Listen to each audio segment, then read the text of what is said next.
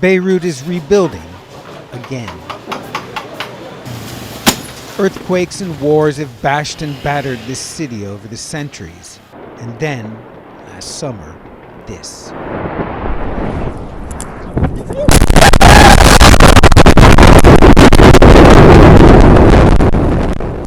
People have always somehow managed to rise from the ashes. The more than 200 lives lost in Beirut's port blast, however, are gone forever.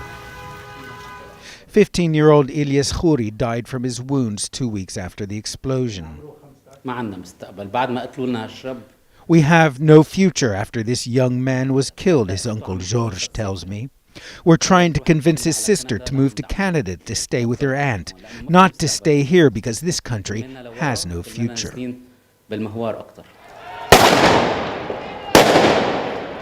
2020 started with more anti-government protests and clashes continuing from the uprising that broke out in October 2019.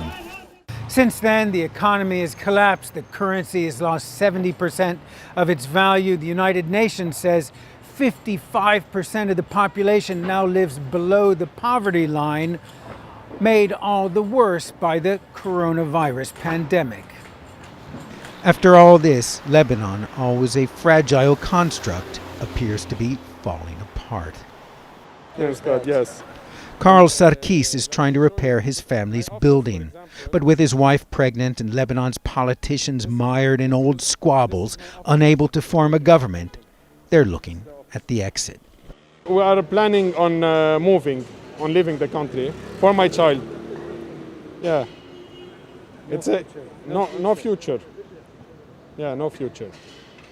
There is no future because we still have the same people that are governing. Mariana Weheb co-founded the group SHEBBEK, Arabic for door and window, to help people repair their homes after the blast. We need to think about what do we need to do to save whatever is left of our city, our heartbeat. You know, the ba-boom, ba-boom. This is the heartbeat of the country. It has been destroyed. The thousands who protested in the heart of Beirut have disappeared. Real change will come, says university professor and activist Mona Fawaz, but first they must heal.